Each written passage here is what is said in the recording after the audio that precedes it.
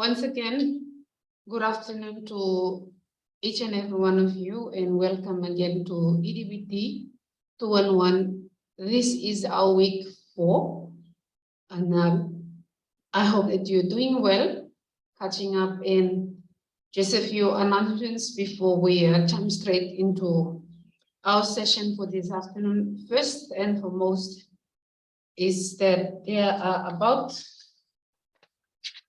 as for this morning, there should be 41 of you enrolled in this course.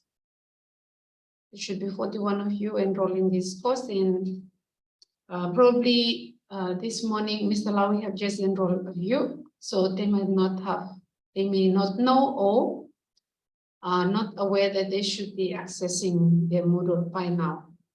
That is one. So we have about 41 of you enrolled in this course. The other one is for those of us who just joined in this session. We have not yet introduced the assessment or the assignments for this course, mainly because we were waiting that once we get a final group of enrollments, then we will do the assessment introduction on the same within coming weeks, so that everyone get the same information at the same time. So the week after next week will be the time that we will start introducing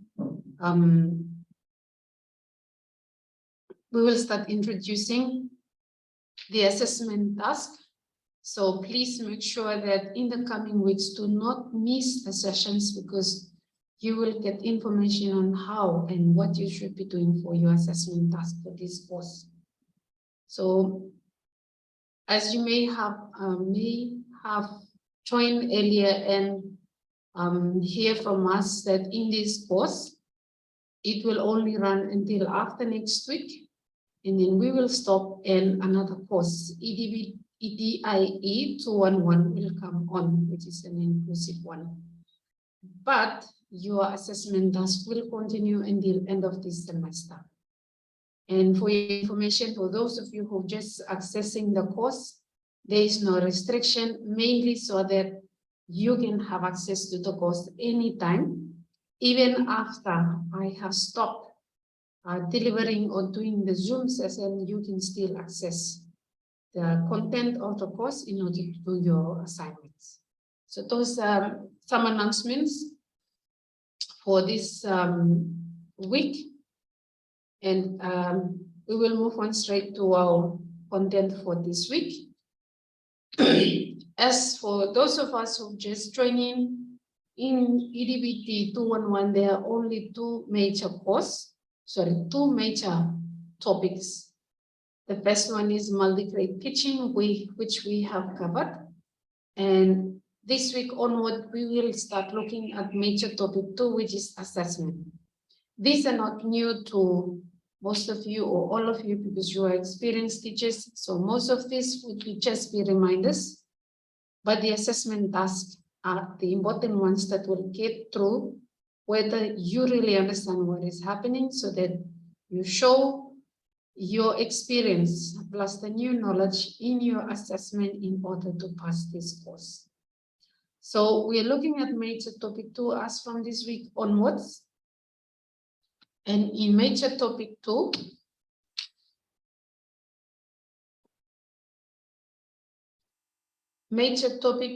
we have a couple of major topics, subtopics to cover. The first one is definition and purposes of monitoring, assessment, and evaluation. I'm going to pause here and ask, are you seeing my screen?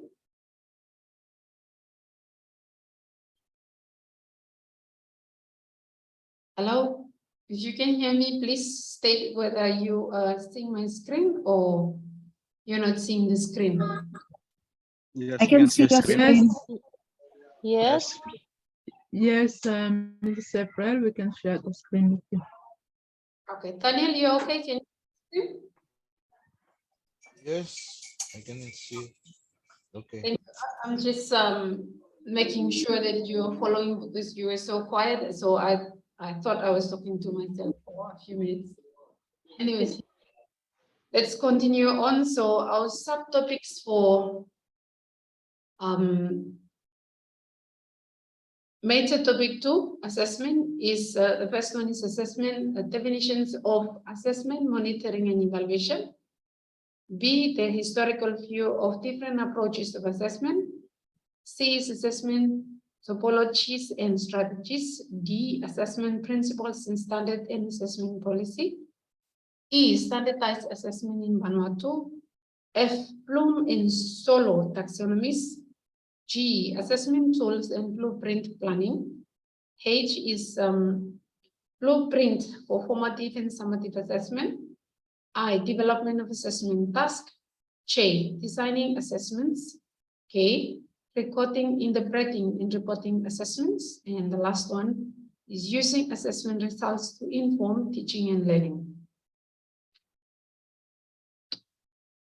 And for this week, last week and this week, we should be looking at definitions and purposes of monitoring, assessment, and evaluation, historical view of different assessment approaches of assessment, topologies and strategies, the principles, standards, and assessment policies, and standardized assessment in Vanuatu. So we will jump straight onto the learning outcomes that we are expected to achieve by the end of this subtopic. First one is explain the following terminologies: monitoring, assessment, and evaluation.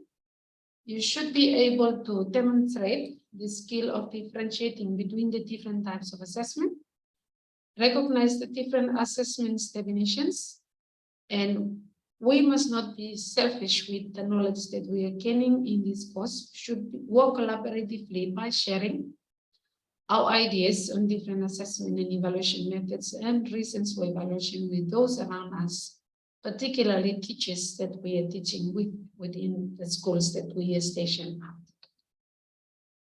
So what exactly are we looking at in assessment? Because we are experienced teachers, you know what assessment is.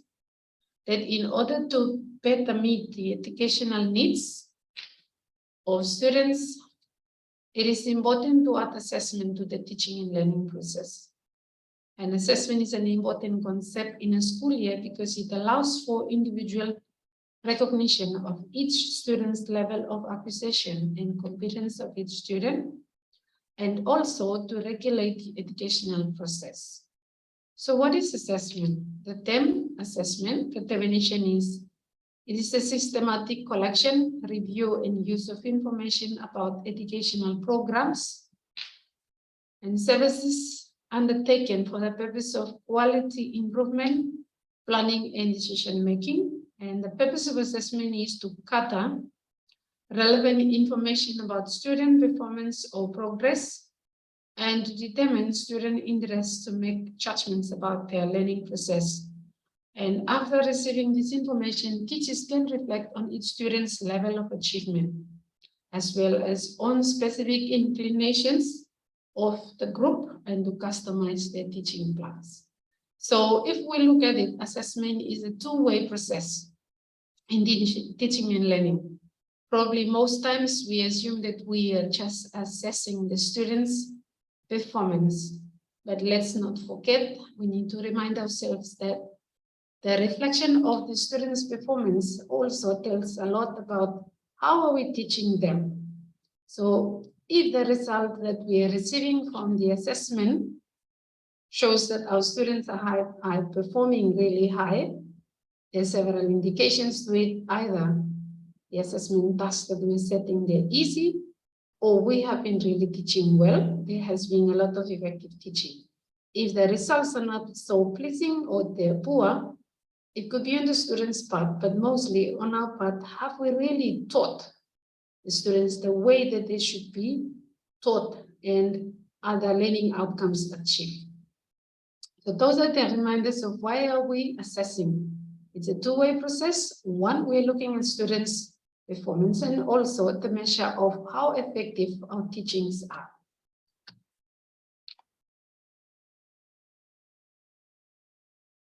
Right, so what exactly is assessment? It consists in making a valuable judgment on the work provided from a specific goal in order to make a decision. And as we know that we are looking at a curriculum, for most of us that we are tuning in, if we are using the new curriculum, it means we are assessing the learning outcomes, which the curriculum is derived or based on outcome-based, and it is a student-centered. So whatever and how we are assessing, we should make sure that we are assessing the learning outcomes from the curriculum that we are using. So we will look at the details of this when we come to the Bloom's and the solo taxonomy, and also when we look at what are the different ways of developing a proper blueprint that matches the learning goals or the criteria that we are using. And also when we are making this decision, what is assessment? It's for us to move on to the next topic or the next level of learning. We are also wanting to make sure that propose new activities that we want to introduce, the students have already achieved the previous ones, to review the strategy of teaching. If we have been using a particular strategy of teaching and we assess and we see that it is not working with the students, then we need to review or introduce a new strategy of teaching. Also, we need to review the assessment methods that we are using. Next one is to modify the specific goal or even abandon it and return to it at another time. And to know if the competency has been built, the teacher must have the means to verify, that is, how successful do we define success? Is it based on just the cognitive or the knowledge base? Are the students acquiring skills that can also change their attitude? And will they be able to apply the knowledge and skill in another situation or another context? So that is what competency and acquisition of knowledge and concept being taught and learned is about. The next one is, what do we assess? We assess because it's an institutional demand. Maybe it's because of the school policy. In order to move on the students from one class level to another, we have to assess. Also, it is a demand by the society. Communication to parents, why we need to assess. We report the outcomes to the parents, to the students themselves, and also to other teachers and stakeholders. And also it's a pedagogical necessity to determine success-oriented and difficulties encountered in order to remedy or to address them and to create individual pathways, entering into a dialectic proposed strategy in order to produce better results. The next question that we can ask or remind ourselves about is what to assess. So each time we ask ourselves the question, what am I going to assess?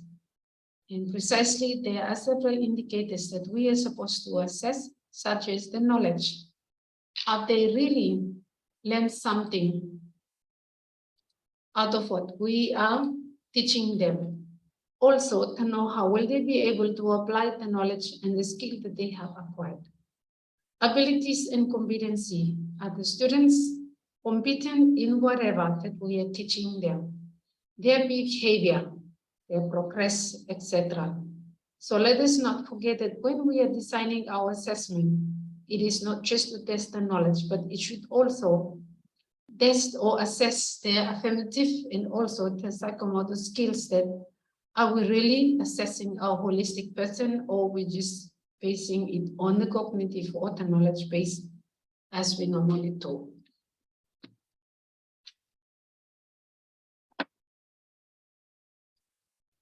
Next one is, how do we assess? To assess, we need to define the assessment criteria. The angles of view used to assess the quality of an action or a situation, and also define the indicators associated with the criteria.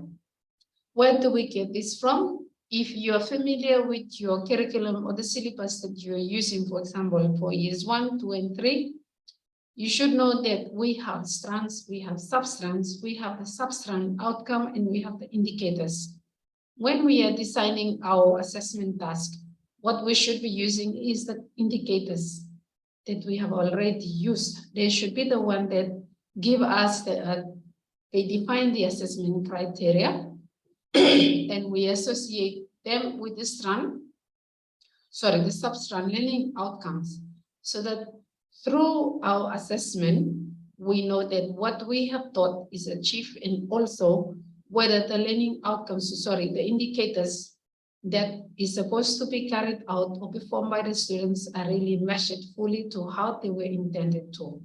So assessment criteria and indicators are necessary because we cannot collect and observe everything. And the choice of criteria and indicators therefore makes it possible to focus on certain elements that seem important, and to develop them, it is essential to have defined at the outset of the specific outcomes of the action. And this is referring to the active verbs or the action verbs that are identified or are set out or written in the indicators.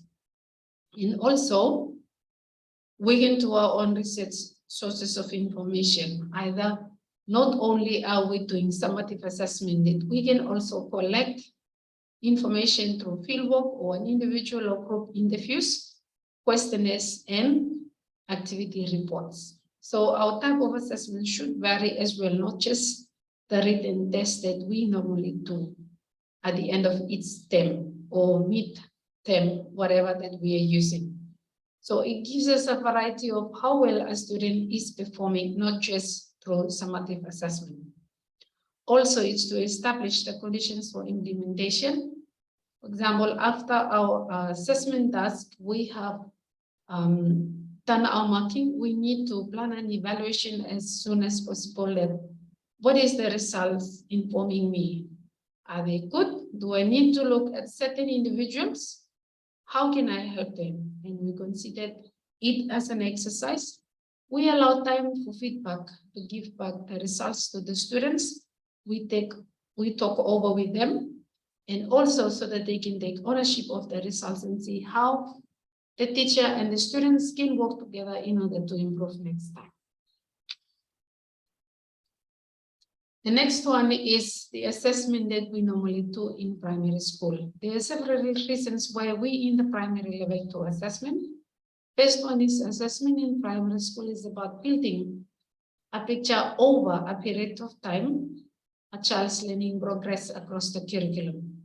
So by the end of year 6, if you are monitoring a child really well, you should know that yes, this child has maintained either some really good scores from kindy or from year 1 up to year 6, or along the way the child has failed, and how are the teachers helping him or her. The second one is the teacher uses different ways to gather evidence about how and what the child learns on an ongoing basis. And this information is used to celebrate the students or the child's current learning and to help make decisions about the next steps for future learning. Bear in mind that the assessment results, they're not really entirely about the holistic person that we are teaching, because we are only testing the knowledge. What about the skills that they have? How do they feel? Those sort of things need to be considered as well when we are assessing our students. Next one, do not forget that assessment can also happen and without grading all the time.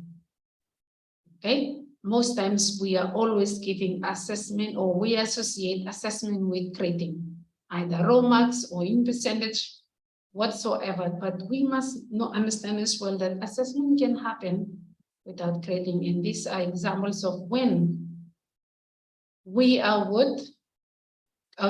we just do assessment, but we're not giving grade. So assessment does not mean giving a grade, but can be assessed without a grade.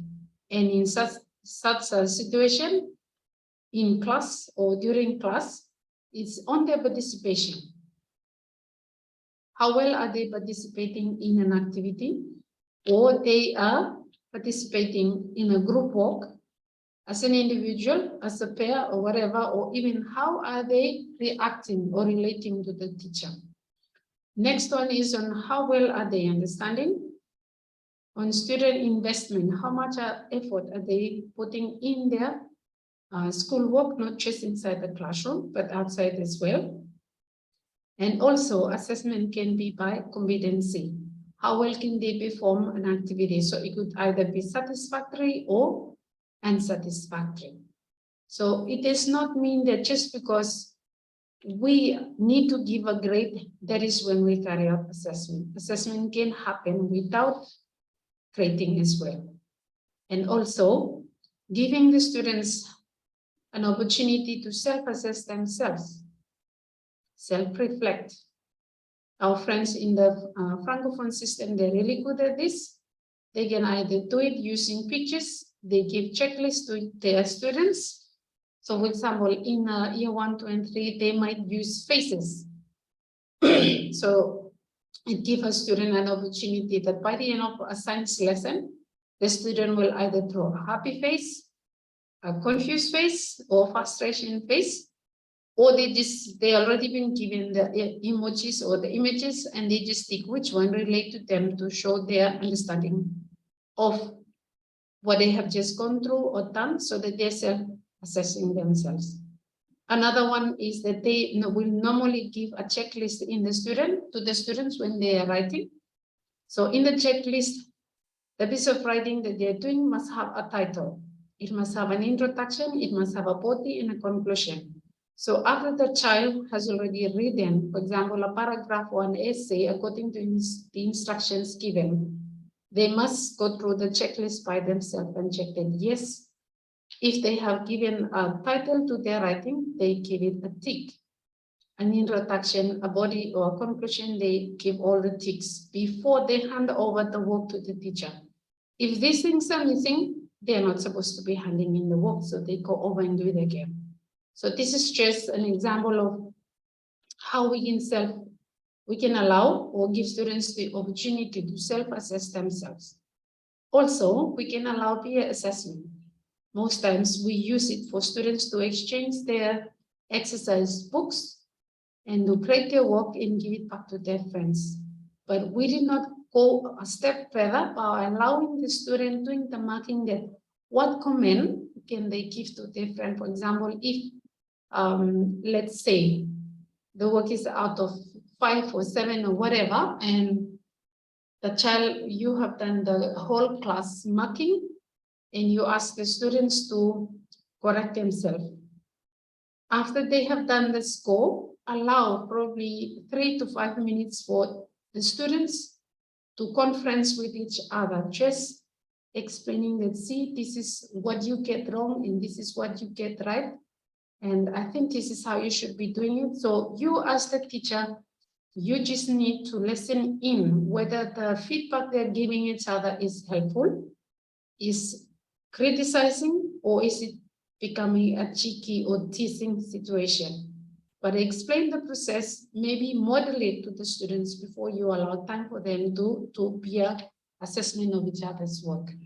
And also remind them that when they are peer assessing, the exchange feedback should be confidential and should be targeted on how they can help their friends to improve on their learning. But if you see that both students are struggling, then maybe you should not allow it to happen, but exchange with other students that they can help another one in order to improve. So all these are opportunities of how we can allow either self-assessment or peer assessment to happen, or group assessment of each other's performance.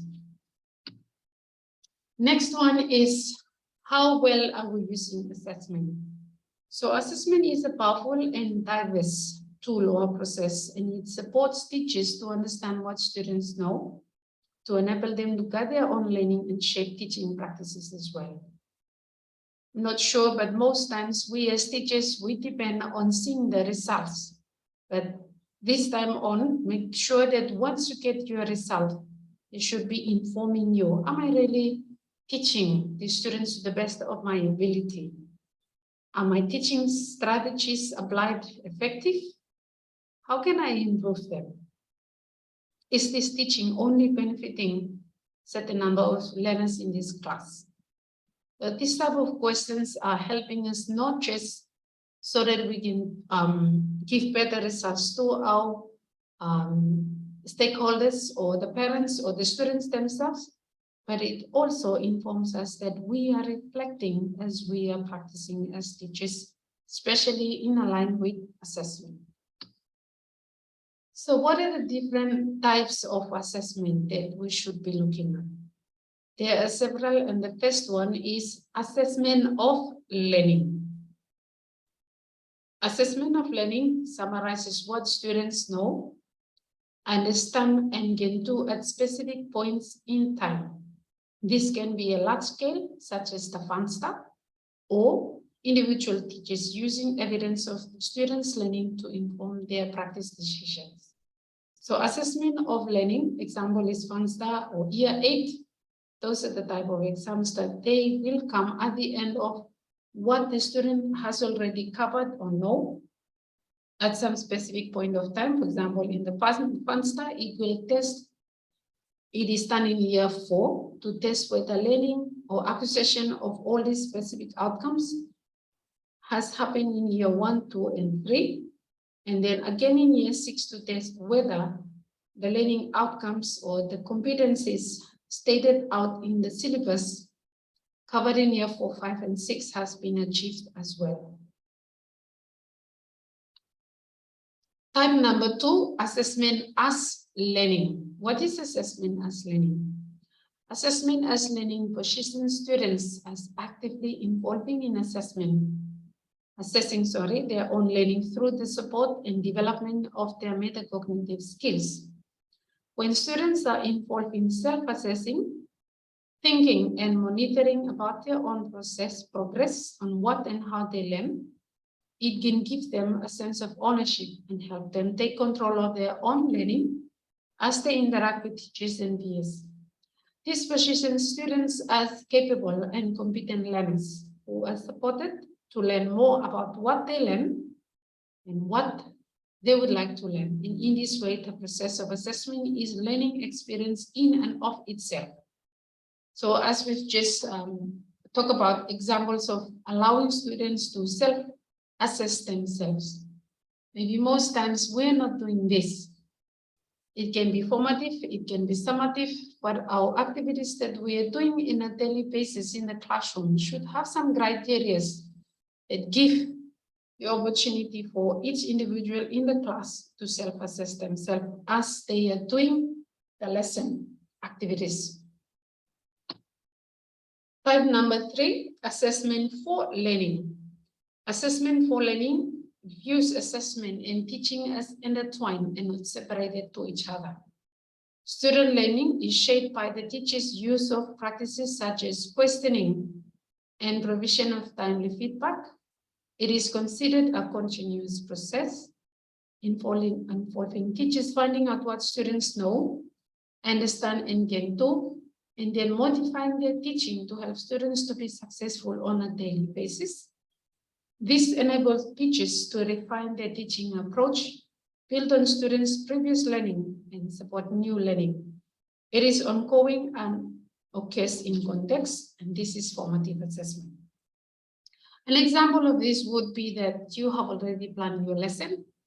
You have an activity of, for example, allowing the students to write an essay on a particular topic.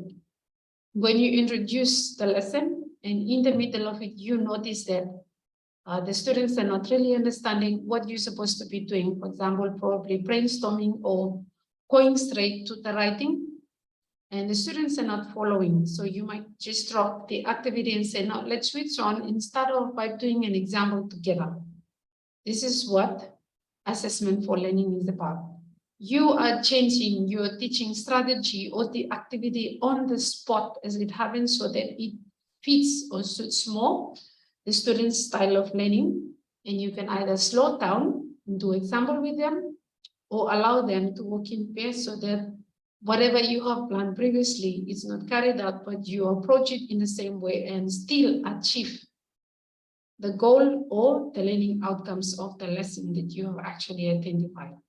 and it informs you that in the next lesson, you're going to modify and still use the same learning outcome, but your activity varies or has changed because you have observed that what you're doing does not match with what the students need to learn, and you have changed it without letting your emotions getting in, but you change your teaching strategy and also the learning activity on the spot. So we've come to know that there are different types of assessment. The first one, let's go back and just remind ourselves. We have assessment of learning, then we have assessment as learning, and we have assessment for learning.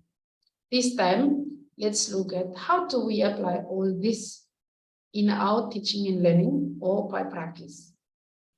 The main types of assessment being practiced, first one is formative assessment. As we all know, it is used to monitor student learning to provide ongoing feedback that can be used by teachers to improve their teaching and by students to improve their learning. Formative assessment is defined as assessment that is integrated into the teaching plan. So in our daily teaching lessons, we should at least list down one tool or item or method of how do we carry out formative assessment. The second one is summative assessment. It is used to evaluate the student learning at the end of a topic or a unit by comparing it against some studied or benchmark or the learning outcome. So summative assessment, as defined by Hofang, 2008, he defined the summative assessment as assessment that tests what students know, whereas formative assessment tests what is happening or to what extent is learning happening as it is happening or the teaching is happening as they go hand in hand together. So when are these assessment types applied? They should be applied before the learning sequence. Initial or diagnostic assessment. It can be happen as individual or can be collective, and it allows for the establishment of statement of the student's achievement. During the learning sequence, it is ongoing or formative assessment. It allows the teacher to take stock at a given point in the learning process. It allows for the identification of gaps and errors and the identification of students' individuality. It allows to regulate or correct and also allow the teacher to take action and has a legality function to support student success.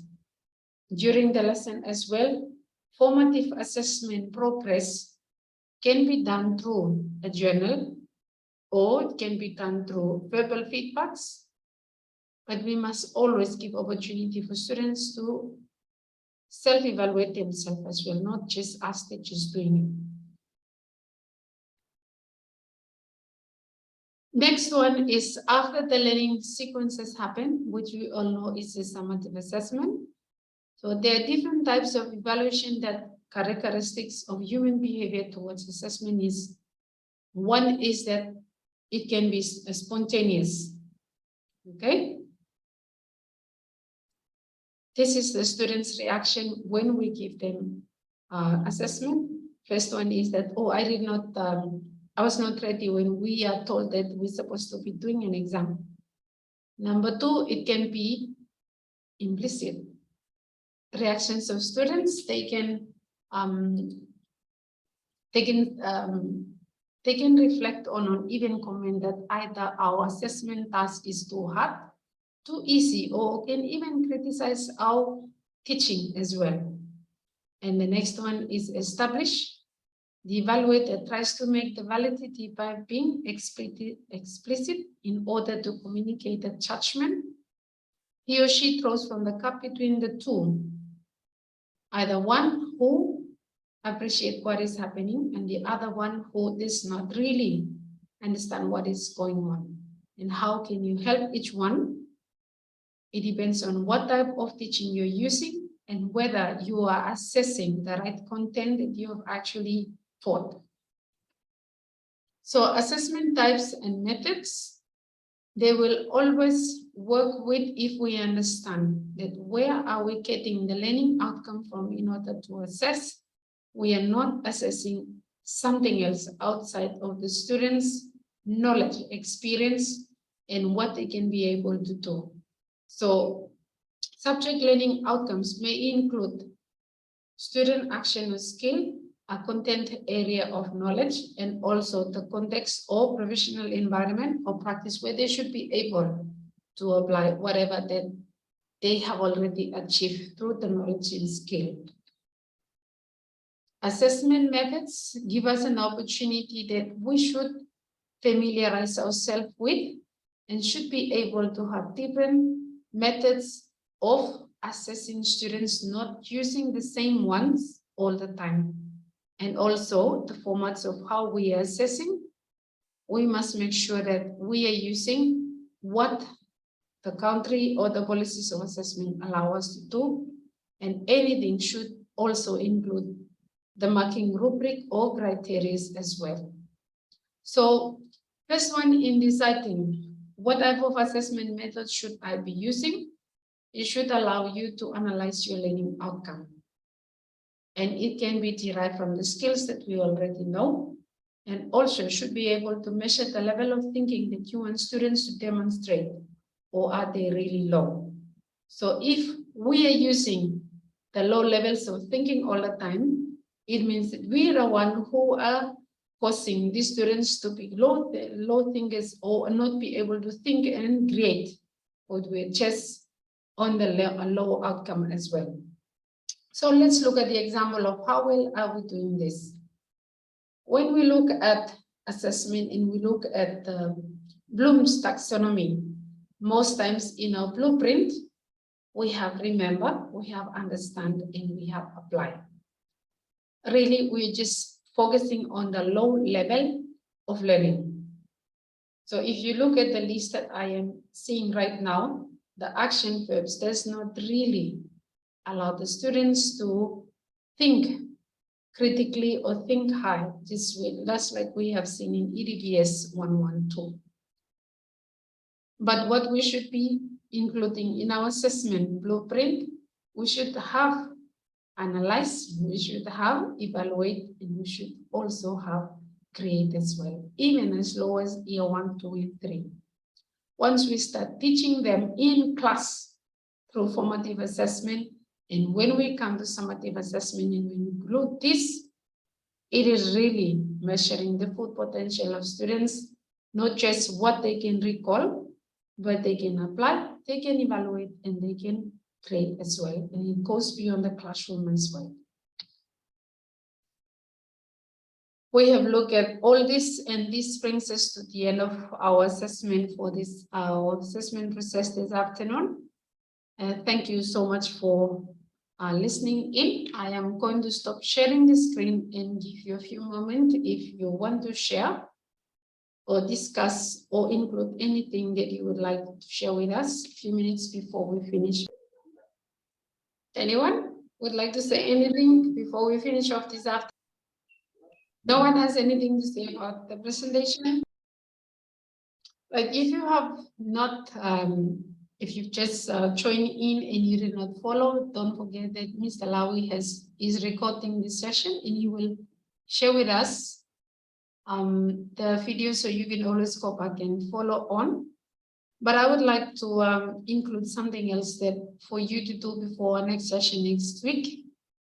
I'd like you to make sure that you do your own reading and your own knowledge. And next week, before we start, we will spend about 10 to 20 minutes for each one of us to share the experience of what are they doing with the assessment process in their classroom. How are they doing their assessment? How well do you think, or effective, how effective is their assessment methods? And what do they expect to get from by the end of this major topic for assessment? I will repeat myself again. In our next session, for the next For the first 10 to 20 minutes, each one of us will report on what type of assessment methods are they using, how effective can you prove or experience that the assessment method is working for you? And do you think you need to keep them, or do you think that you need to improve? And the last one is, what do you expect to gain out of this major topic 2 in regards to assessment? Otherwise, this is all for myself and Mr. Lowry for this afternoon. If you do not have anything else to say, we are going to end the session unless you have any questions or comment to ask. I am allowing several minutes before we end our session is at 4:30. Our time now is 4:20. So if you have anything to say, please unmute yourself, go ahead and ask your question or your comment in regards to your study. Good afternoon, Mrs. Morris. Yes. We got one question. All module where sample of friend only stop receiving block at finish, me no receiving from yet. Sorry, what's your name? Charity, Liu. Charity. If you have joined earlier, I announced that there's about 41 of you in this course. And as of this morning, I will check with Mr. Lawi right now. Have you enrolled Madam Charity Liu or not yet? If you're not accepting, is this Charity or Deborah? Charity. Charity. Yes. Or NPF. Sponsor or sponsored by the NPF?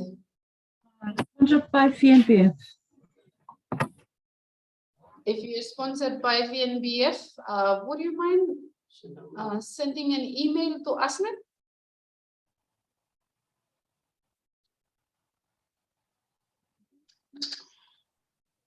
Charity. Mr. Lawi, are you going to follow this up because you are handling? Okay. Charity, we have your contact number, right? And you have access to your student email? Yes. You have access to your student email? Okay. Yes.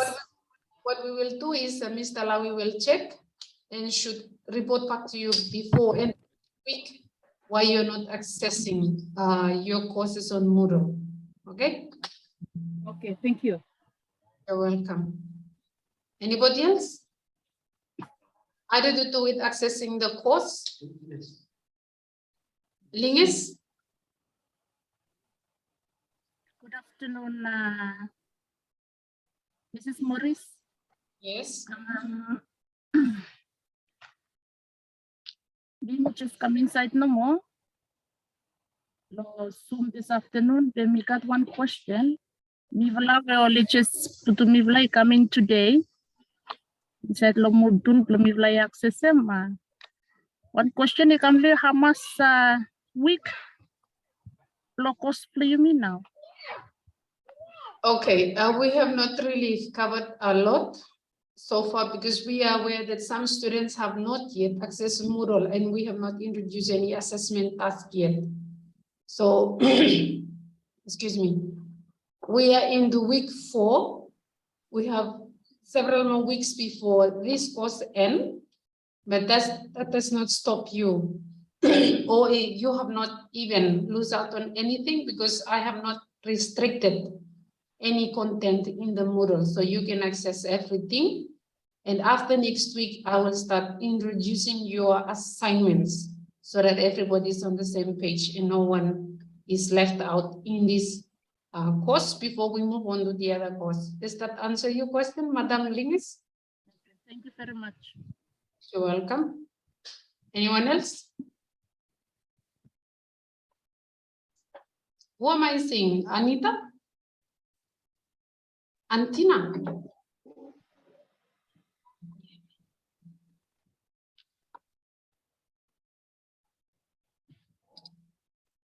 Hello, there's a madam in the white blouse, flowery one. Can you just introduce yourself? Because it's the first time I'm seeing you. Antina or the other one? Jane Mary?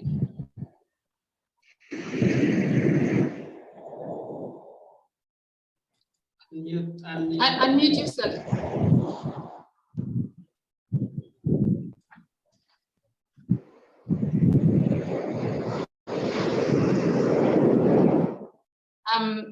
If you're watching my screen, introduce yourself. Antina, Melissa, or Jane Mary?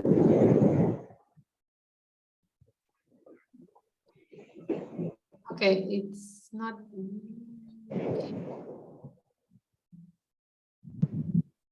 Okay, anyway, while our friend is trying to fix whatever it is, anyone else has any other question?